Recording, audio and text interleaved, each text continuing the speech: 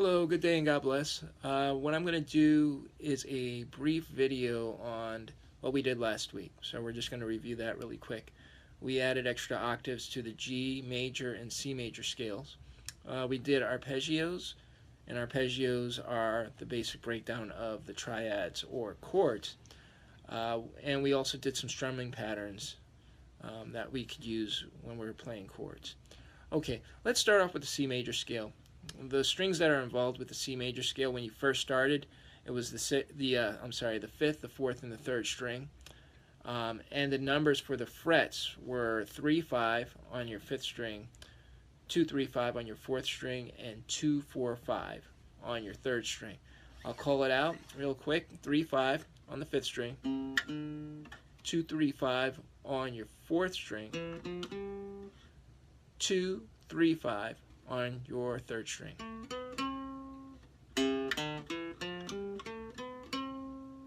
3, 5, 2, 3, 5, 2, 4, 5.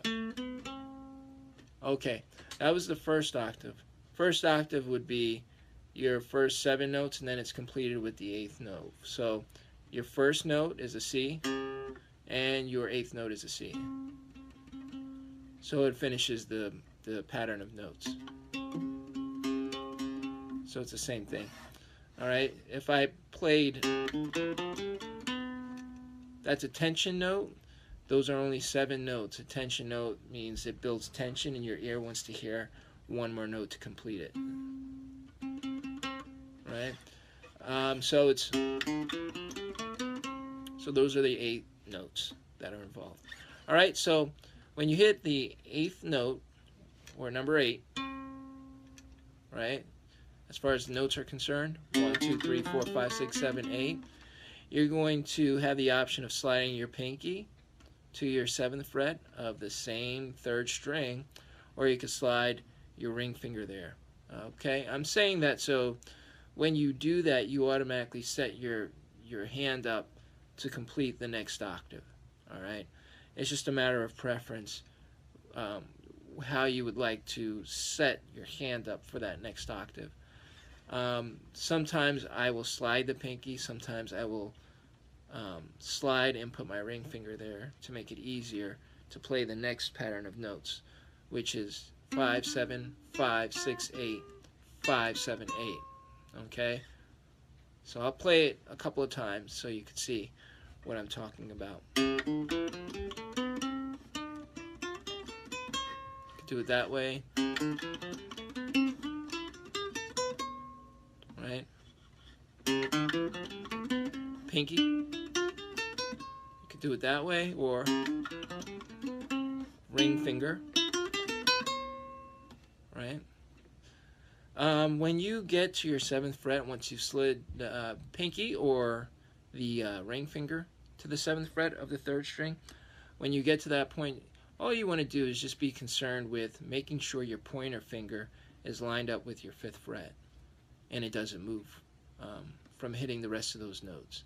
All right, it makes everything so much easier. Okay, so it's,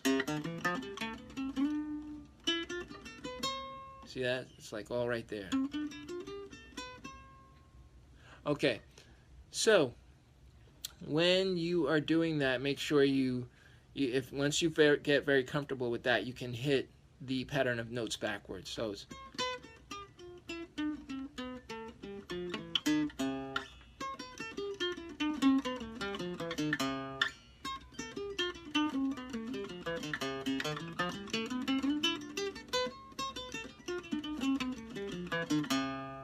okay, and you just a nice moderate speed, nothing too much. Okay. If you still want to work very slow, that's very good too. So you can hear everything, and it's pretty clean when you play it. Once you get better, everything is clean and you don't develop any bad habits. Anyway, from the C major scale, what we're going to do is we're going to play an arpeggio, just a basic arpeggio. And what you're going to do, the pattern of notes you're going to hit, it's C, it's E, it's G, and then you're going to hit a C there. Alright, because again you have your first and the last note is C. same note. It's just different octaves. All right, so 3 on the 5th string, 2 or fret number 2 on your 4th string, fret number 5 on your 4th string, fret number 5 on your 3rd string. And it should make this sound.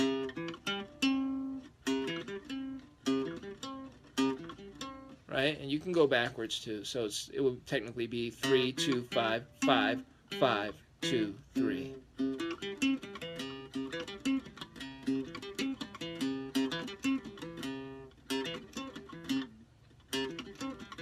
You can do that.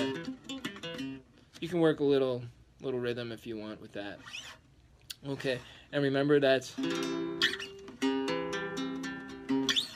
right. So it's the same thing as the chord. It's just a breakdown of it and a different place to play that breakdown of notes. Okay, the next scale structure we're going to do is 2 octaves of the G major scale. The numbers are 3, 5 on your 6th string, 2, 3, 5 on your 5th string, 2, 4, 5 on your 4th string, 3rd string, and then 3, 5 on your 2nd string, 2, 3 on your 1st string. All right, so it's 3, 5, 2, 3, 5, 2, 4, 5, 2, 4, 5, 3, 5, 2, 3.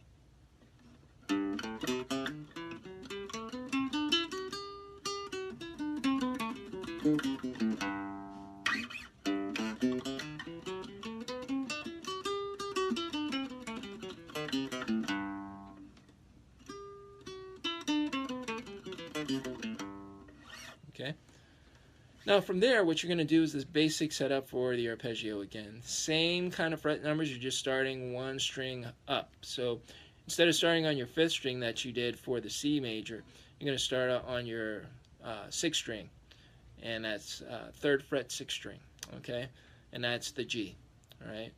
Your G on your 6th string is the 3rd fret, and your G on your 4th string would be on your 5th fret of the 4th string. All right, so different octaves. All right, 8 notes for that first octave. Ready? So it's 3, 5, 2, 3, 5, 2, 4, 5, 2, 4, 5, 3, 5, 2, 3.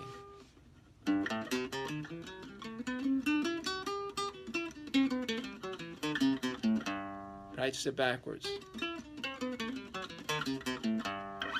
Okay.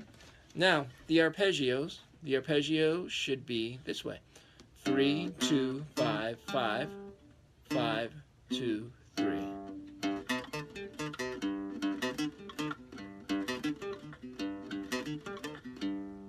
All right, 3, 2, 5, 5. 3, 2, 5, 5. Okay. So you have that for the C major and you have that for the G. Okay, now, and we also have the chord for the G. We did it a couple of ways. I did it that way, where I'm putting the ring finger on the 3rd fret of the 6th string, the middle finger, 2nd fret of the 5th string, and I have my pinky on the 3rd fret of the 1st string. I did this. You could do that, or you could switch it around. Have your middle finger on the 3rd fret of the 6th string, 1st finger on the 2nd fret of the 5th string, and you could either put your ring finger or your pinky on the 3rd fret of the 1st string. You can do that. Okay? Remember, if you're feeling tension on your wrist, just bring it up. Bring it up. Bring the neck up.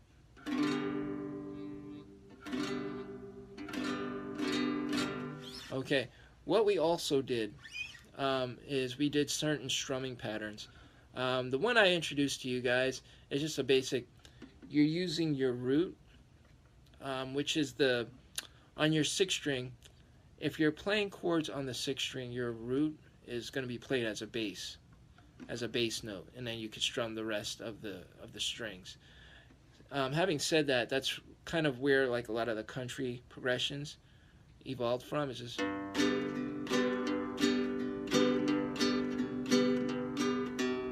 you could do that.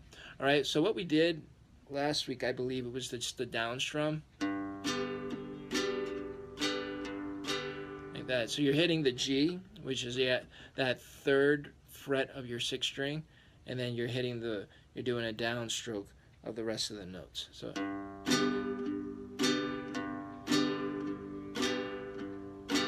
okay, so we can do this. 2, 3, 4. 1, 2, 3, 4, and 1.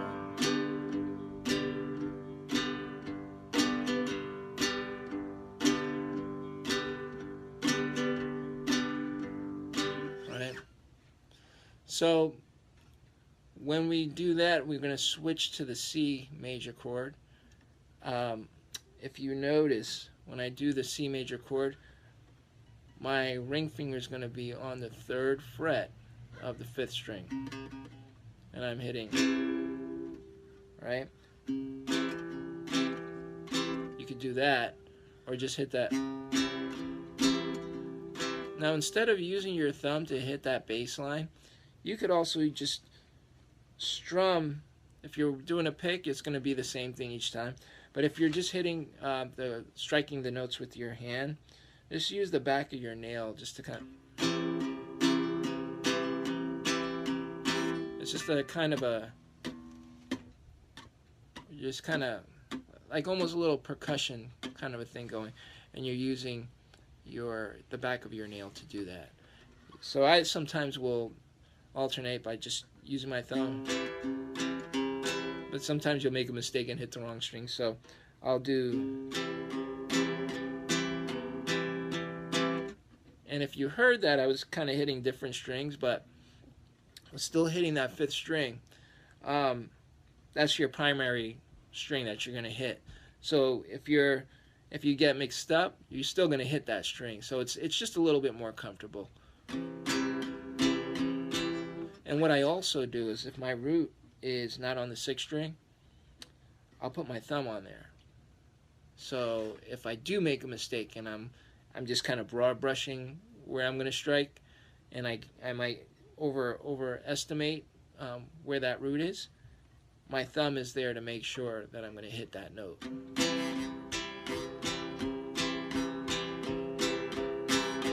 Right? It's better for me than doing that sometimes. Okay, so we have that. We also did the downstroke, and then we did an upstroke downstroke. You guys can do that if you want, but I know that is pretty challenging right now in the game, so I would just stick with.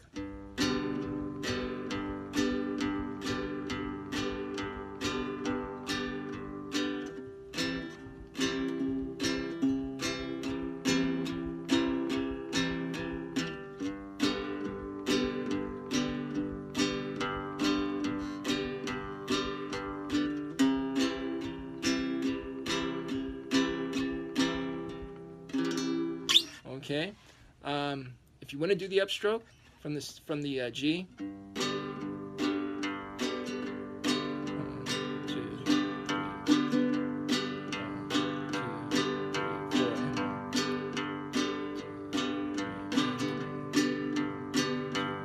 like that. Okay, there's a certain count that goes to it. I kind of switch sometimes because I do a lot of different rhythms, but we're going to go through that in class. I'll try to make it really simple.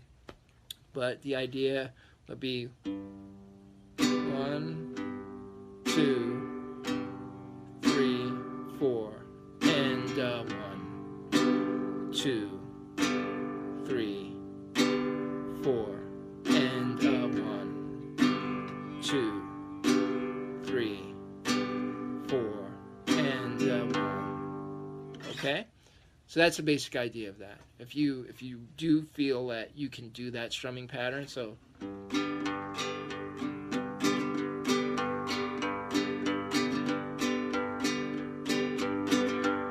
one, 2, 3, 4, and 1, 2, 3, 4, and 1, 2, 3, 4, and 1. Okay? So that's the basic idea of that. If you do feel that you can do that strumming pattern, so